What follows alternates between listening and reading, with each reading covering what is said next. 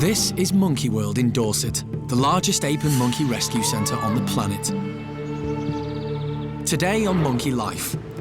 He may be a big, tough alpha male, but when it comes to needles, Hananya shows another side to his character. It's funny, actually, because Hananya's a bit of a wimp. Good boy. The chimps go bananas.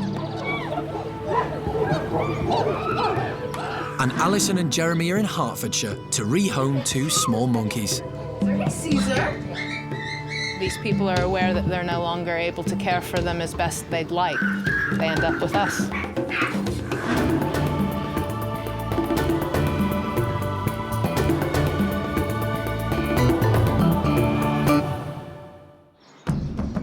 Monkey World is home to 10 rare woolly monkeys. 2 of these were hand-reared by the keepers when their mothers rejected them at birth.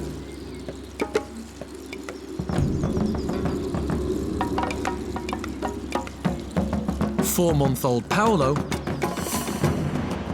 is the second hand-reared baby, and it will soon be time for him to move back in with his own kind. But first, Keeper Mike wants to give him a sneak preview of what's in store. He's been coming down for a few days, and today he's having another little visit. We'll be doing it over maybe 3 or 4 weeks, and then at the end of that, little boy here, who's actually getting quite a big boy, can be living full-time with the woolly monkeys. I mean, he really is ready to be in with the monkeys and weaned off human beings, as it were. He's quite a big, fit boy. Reintegrating hand-reared primates with their own kind can be difficult, so Mike and Alison have been taking Paulo on regular visits to socialise with another woolly youngster, his half-brother Julio. Oh, Julio's eating the microphone. The team hope that it will prepare him for the day he moves in with woolly monkeys full-time. Look at this. And it's been going really well, but Paulo and Julio aren't going to stay together. Good boy.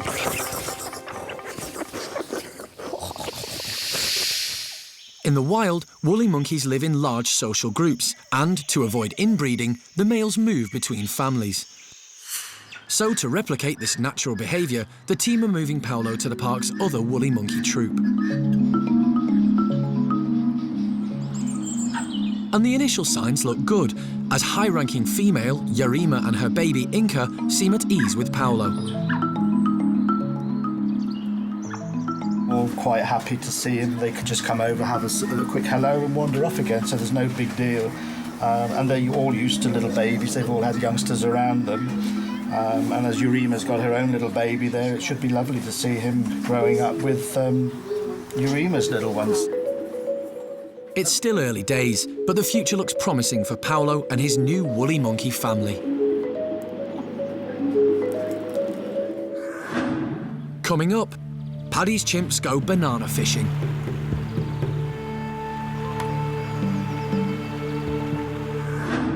And Jeremy and Alison have got their work cut out. Catching a pair of capuchin monkeys in Hertfordshire.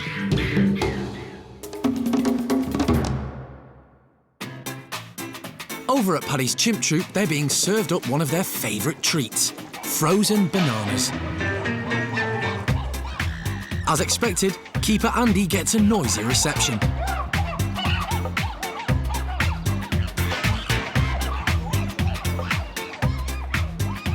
Frozen bananas are very special, so everyone's out to get their share and not one goes to waste.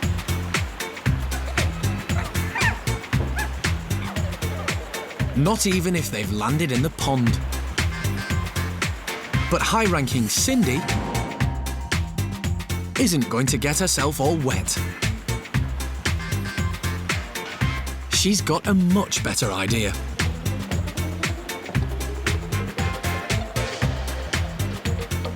Use a twig to help her fish out the bananas. In the wild, chimps make tools out of sticks or grasses to get at food that's hard to reach. Back at the park, Cindy's not the only one who's fishing.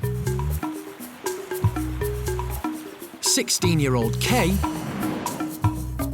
has come up with the same idea, although she still hasn't quite mastered her technique and is pushing the bananas deeper into the pond. But the bananas aren't Cindy's just yet. It looks like there's a more serious contender for the title of top banana fisher. 25-year-old Zoey, who's got a very solid-looking stick. But Cindy's got a plan. Nick Zoey's stick. Like any good fisherman, Cindy knows that you're only as good as your tackle. And Zoey's stick is perfect.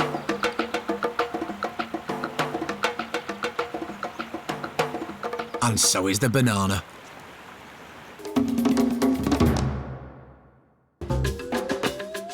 Monkey World is home to the largest collection of golden-cheeked gibbons outside of Asia. They're an endangered species, so breeding is vitally important. And today, there's an exciting development for Zoey and Jake. We think Zoey's getting a bit tubby in places. We're seeing some changes in her behaviour, so I've waved the flag and I said I think she may well be pregnant. Everyone at the park is thrilled because there have been a lot of problems getting the gibbon pairs to bond. When Raphael and Alex were introduced, it went wrong almost immediately. The day we opened the slider, he decided that he was felt under threat, and unfortunately he did a lot of damage to her arm. Fortunately, Zoey and Jake hit it off straight away, and now it looks like there might be a baby on the way. But finding out if a gibbon is pregnant isn't easy because their menstrual cycle is hard to track. Luckily, there are other clues. Just like pregnant humans, pregnant gibbons can get hormonal too. She has some mood swings every now and again. It can be very up and down with our Zoey. So we've been seeing if there's any correlation to that. Is she moody? Is she premenstrual? So, fingers crossed, she could well be a couple of months pregnant. It's always exciting when there's news of a pregnancy, and with numbers of golden-cheeked gibbons decreasing in the wild, it's fantastic timing. Gibbons are pregnant for around 7.5 months, so we've got a little way to go, we think, for the moment. Nothing we can do. She's a healthy gibbon. There's nothing wrong with her. As long as she doesn't show any signs of any problems, we'll just treat her absolutely as normal. Now all Wendy can do is watch and wait to see what's in store for the happy couple.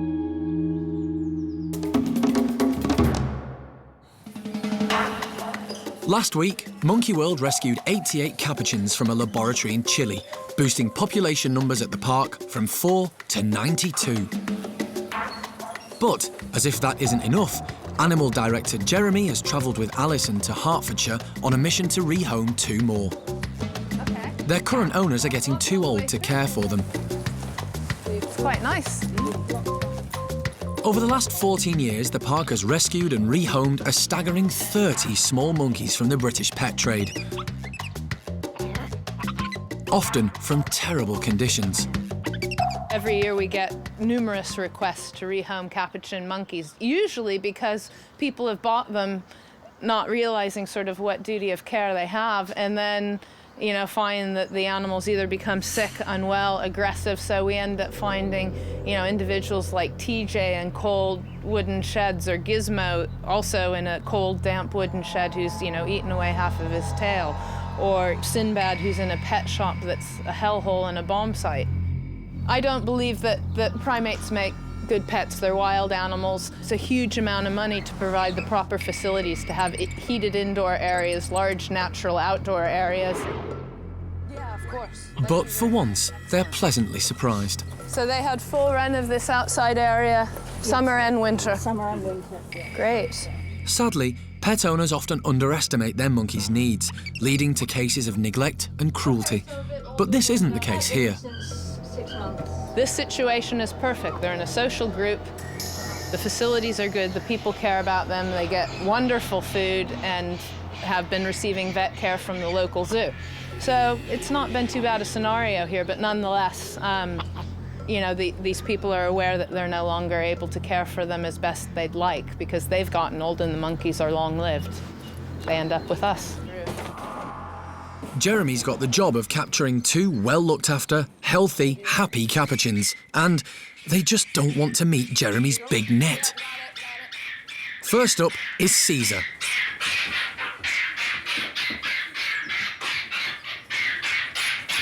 Twist it, twist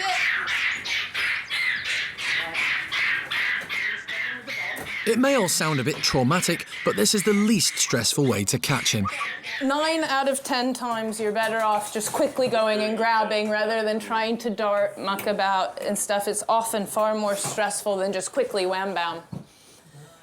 With Caesar safely inside the travel box, it's Phoebe's turn to try and avoid Jeremy's net. All right, Phoebe. But he's a dab hand and catches her first time.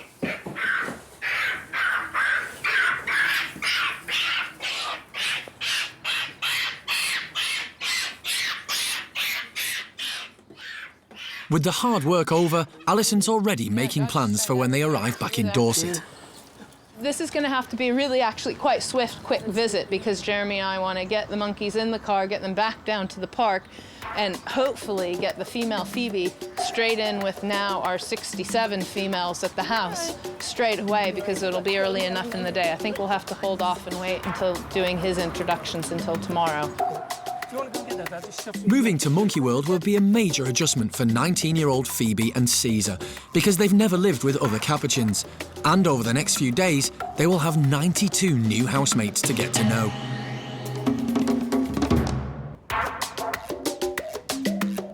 At Monkey World, Alison and Jeremy are back from Hertfordshire with Capuchins, Caesar and Phoebe.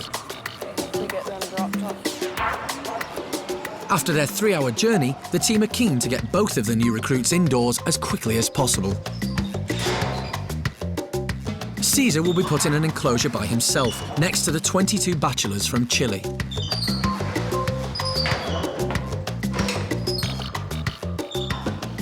We'll just release this young gentleman into a bedroom on his own for the moment. We're not going to do any introductions with him today. Let him settle down there for a while, and then we're going to get on and put Phoebe, the female, in with our group of females now. So that's the next job.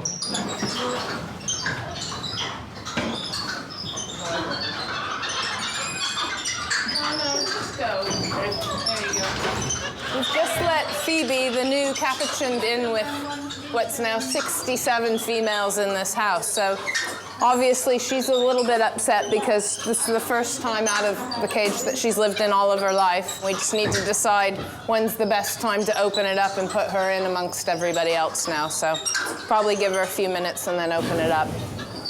What do you reckon? Let him through? Yeah, well. Go for it. The atmosphere seems calm, but as the slide is opened, nobody knows how well the introduction will go. Oh, there we go. Somebody's been brave enough. Phoebe takes a few steps out of the bedroom, and some of the females seem intrigued to meet their new housemate. We've got this youngster that's paying quite a bit of interest, and she's nervous but not approaching, which is a good sign. So it will take her a little while. It must be absolutely overwhelming to come into such a large area with all these capuchins that she's never seen in all her life. But it's only been about 10 minutes, so we'll see how she goes. Slowly, everyone's beginning to show an interest in the newcomer. But the politics of an all-female group like this are complex. It may take Phoebe some time to find her place. But Keeper Hannah is on hand, just in case she's needed. Later, an unusually calm atmosphere descends over the Bachelors as they get their favourite treat. And just how do you gain the trust of a chimp who has the strength of 6 men? It's a really challenging and rewarding part of the job and showing us how much they can learn to trust us. On the other side of the park, the Bachelor Boys' enclosure is strangely quiet. What could possibly have caused such a character change in the rowdiest residents of Monkey World? It's their turn for the frozen bananas. Just like Paddy's troop, the Bachelors know how rare these treats are, and they've all got their own individual approaches to tackling them. For Paco, speed is the trick. Eat as many as you can, as quickly as you can. He's a high-ranking chimp, so the other bachelors are happy to let him. They show him respect by offering their hand or bottom as a submissive gesture. Sammy has got a different method to Paco. Simply grab as many as you can and hide. And here's new boy, Seamus. He's still refining his method. Pile them high and hope you don't have to share. When he first arrived, getting his hands on anything at mealtimes proved difficult, so it's great to see Seamus getting some bananas, even if it's not quite as many as the others. It's amazing how a simple box of frozen bananas can turn a bunch of loud, obnoxious, thuggish boys into a cool, calm, collected group of friends.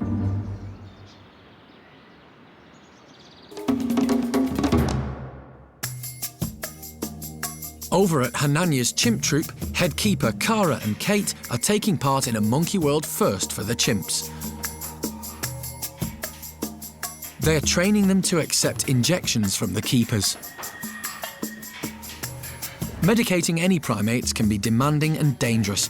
The most risky is giving anaesthetic by darting, and the park only does this when absolutely necessary. There are times where you have to anaesthetise an animal for a health check, for an ultrasound, to stitch up a wound. And obviously we found that darting an animal was one of the most stressful situations. I don't think she had all of that, but it was not a bad shot. This is a worrying and difficult procedure for both the primate and the keeper, so they're using a new method to overcome the problem.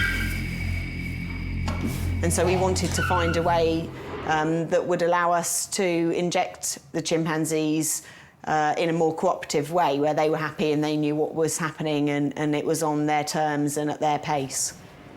It's taken over a year to get to this stage. Firstly, the chimps had to learn to present their shoulder, then accept the needle touching their skin, and finally allow the injection. Good girl. So you see, she was fine there and didn't really react. A bit of a rub on the shoulder after the needle had been pulled out. We take it very slow and steady, so the animal knows exactly what to expect and exactly what's involved and what's expected of them. The syringe is just filled with harmless, sterile water, but one day this might be a life-saving procedure for the chimps. This form of training really shows how much the chimps trust their keepers, but some clearly trust the keepers more than others. One of the things we learned was the inconsistency with the animals. We imagined that they would just progress slowly, but actually with some of them, sometimes they're very good, other times they're not so good, and Shamak's one of those. Sometimes he responds really well, other times he's much more flinchy. Maybe Shamak's a bit of a wimp and his... Oh boy. Got there in the his end. pain threshold is a bit lower, but you can see you get there in the end with him. It's been amazing watching them and how they've responded to the training. And one after another, they line up to take their jabs with barely a complaint. Last up, it's the alpha male, Hananya, surely the toughest of the bunch. It's funny, actually, because Hananya's a bit of a wimp. Good boy. And even he manages it in the end. It's amazing what lengths chimps are willing to go to get a banana. Back over in the Bachelor chimp group, the frozen bananas are long gone, and the boys are back to their old selves. And it's the leader, Butch, whose job it is to keep everyone in line.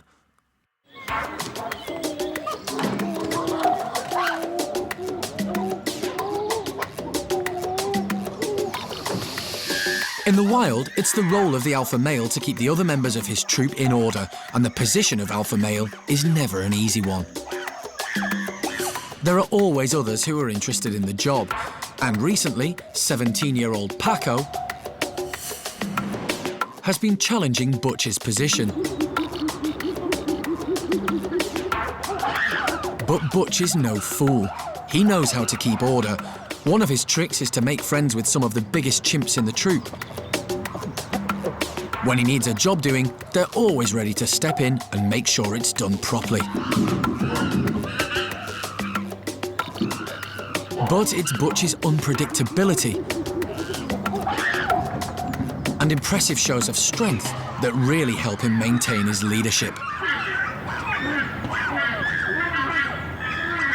So when Paco started to display in a challenge to Butch, the group had a choice. And by seeing Paco off, they backed Butch. Large male chimps like to show their strength, and nowadays, as soon as Paco begins his outbursts, Butch is right there to nip it in the bud.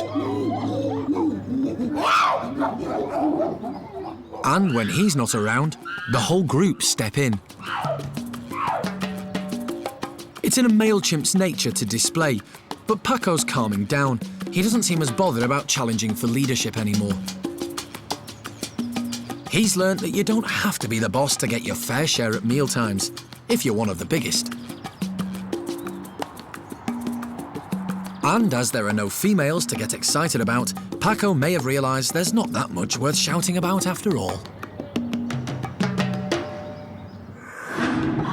Next time, TJ joins the other capuchin monkey males, but he's looking for trouble. I think he's about to start a fight. Look at him, he's just desperate to start a fight. A couple of old friends fall out, and Paddy has to step in before it gets nasty. And in Hananya's house, it's teeth cleaning time. Obviously, their first reaction is to want to grab the toothbrush.